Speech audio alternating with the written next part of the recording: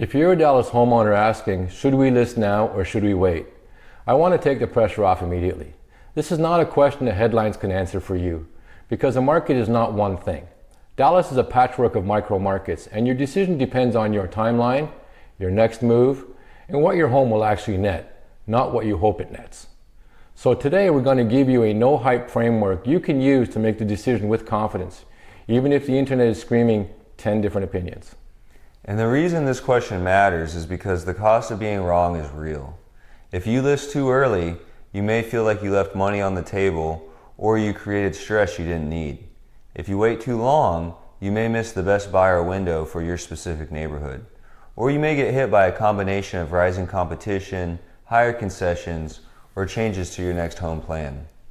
So the goal isn't to time the top. The goal is to choose timing that optimizes your life and your leverage. I'm Kyle Kreick. And I'm Mark Meras, and we are the co-founders of Paragon Realty Advisors located in Uptown Dallas. Here's what you'll leave with: a step-by-step decision framework, a simple decision tree, and the exact triggers that usually tell a seller list now or waiting is reasonable. Let's start with what most sellers really want. Most people think this is purely about price, but in reality, sellers are optimizing for one of three outcomes. Outcome 1. Maximum net proceeds. You want the most money in your pocket after costs, not just the highest headline price. Outcome 2. Minimum stress, maximum certainty. You want a clean process, a predictable timeline, and fewer surprises. Or outcome 3. A strategic move. You're selling because it unlocks the next chapter. Relocation, downsizing, upgrading, or changing lifestyle. And here's the key. These outcomes can conflict. The decision to list now or wait becomes obvious once you know which outcome you're prioritizing and what your timeline actually is. So step number 1 in the framework is simple, but it's the most important: your timeline. Because timeline beats market. Timeline is a great truth serum. If you need to move in the next 60 to 120 days, job change, family situation, school calendar, health, divorce, estate, then the market becomes a secondary variable. Your job is to execute with leverage inside the timeline you have. But if your timeline is flexible, meaning you can wait 6 months, 9 months, a year, then you can actually compare scenarios. List now with a certain strategy or wait with a different strategy.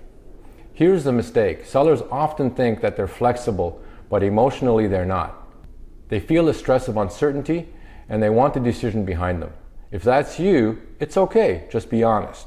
The right plan is the one you can live with. Step 2 is the one most sellers forget. What you're doing after you sell. Because your next move can either make waiting smarter or make waiting expensive. In Dallas, should I list now is really tied to what am I doing next. If you're selling and buying another home in DFW, you're not just a seller, you're a buyer too. So if you wait to sell, you might be hoping for a better selling market, but you could also be walking into a different buying environment. Different rates, different inventory, different competition. If you're selling and moving out of state, your decision is more about net proceeds, timeline, and certainty, because your replacement home market is elsewhere. If you're selling and renting, then your priorities change again. Flexibility and cash position may matter more than perfect price timing. And here's the key idea. If you're a replacement buyer, you should stop thinking like a pure seller. You should be thinking like a swap. Selling one asset and buying another. Sometimes a worse selling market is offset by a better buying market. That's why timing is not one-dimensional. Now step 3, equity and net proceeds reality. This is where we separate actual decision making from wishful thinking. Most sellers anchor on a number they saw online or a story they heard from a neighbor. But the number that matters is net proceeds. What you keep after mortgage payoff, commissions, title costs, concessions, repairs, and moving expenses. And the reason list now or wait gets fuzzy is because sellers don't know their true net range. They think in a single number. But reality is a range, and the range changes based on the pricing strategy and market conditions. So our framework always starts with this. If we list now, what's the conservative net range? If we wait, what could improve and what could get worse? Because waiting is not free. Waiting has carrying costs, mortgage, taxes, insurance, utilities, and maintenance. And waiting has risk, competition, buyer behavior shifts, and potential changes in your own life timeline. Which brings us to step 4, the hidden costs people ignore, payment shock and rate math, especially if you're buying again. If you're selling and buying again, you need to understand the cost of waiting isn't just carrying your current home. It's what happens to your replacement payment. Even small rate changes can shift what you can buy and what your monthly payment will be. And the mistake is thinking, I'll wait until the market gets better, without defining what better means. Better for who? Sellers, buyers, interest rates, inventory? So our no hype approach is to run 2 scenarios. Scenario A, list now and buy now, or within your window. Scenario B, wait and buy later. And then compare the total life cost, net proceeds, monthly payment, and quality of life factors. Because sometimes the best market timing loses to the best life timing. And that's okay. We're not trying to win a debate. We're trying to win your outcome. Now, step number 5 is where Dallas gets real, your micro market. Because your zip code is not the Dallas market, and the Dallas market is not the national headlines. This is where sellers get misled. They hear Dallas is hot, Dallas is cooling, and they assume it applies to their neighborhood. But Dallas behaves in pockets. So when you do a micro market check, we're looking for a few signals. Are homes like yours getting showings quickly or sitting? Are there many competing actives right now? Or is the inventory thin? Are buyers demanding concessions in your price band?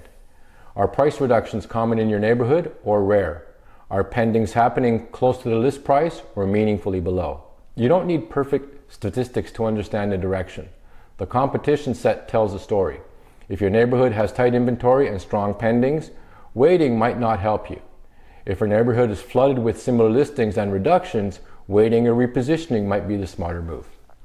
Step 6 is all about timing, but not in a superstitious way.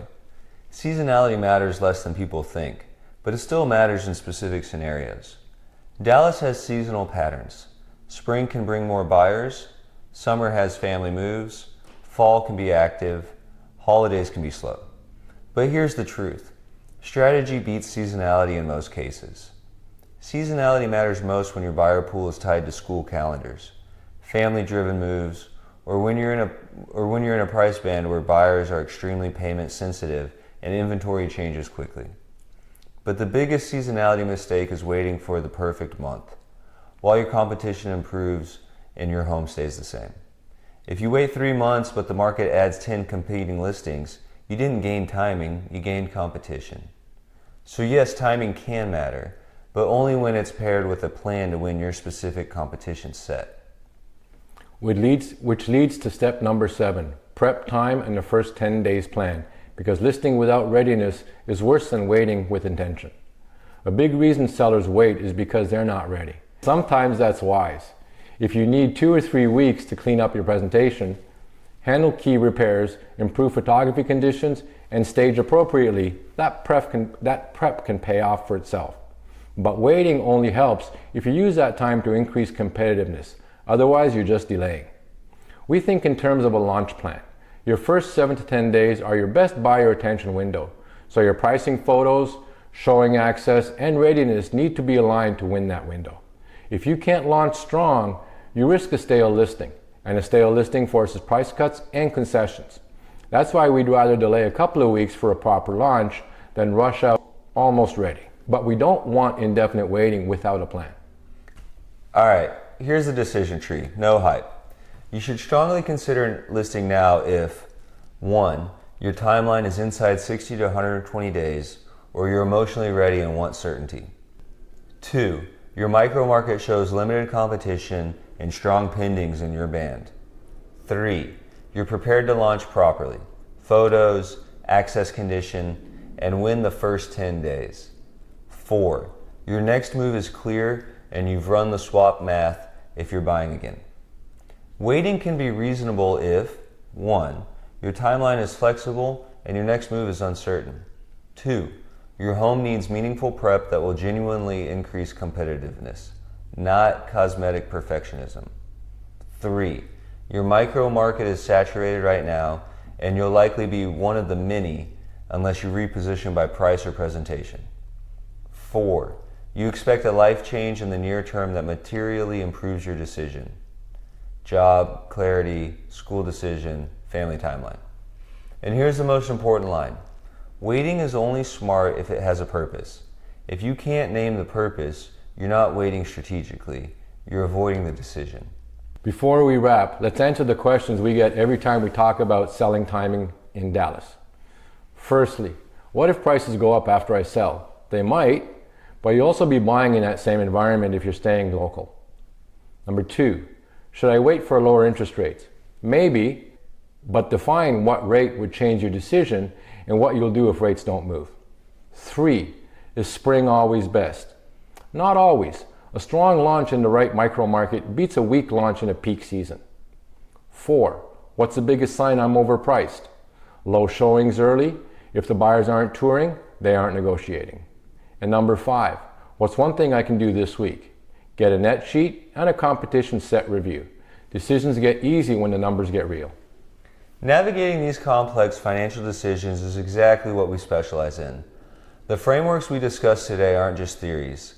They are the tools we use to guide our clients through the noise and protect their financial futures. If you're in the Dallas-Fort Worth market and are trying to figure out whether to sell now versus wait and sell later, the noise can be overwhelming. Don't rely on a catchphrase, rely on data. Our team has a deep analytical understanding of the DFW market that goes far beyond the headlines. We can help you run these numbers for your specific situation. Please visit us at www.paragondfw.com to schedule a no-obligation consultation today. And if you found this video helpful, make sure you give it a thumbs up, hit the subscribe button and notification bell, and you'll have access to all current and future content. And finally, make sure you leave a comment below. We'd love to hear from you. Thank you for watching this video, and we look forward to seeing you in the next one.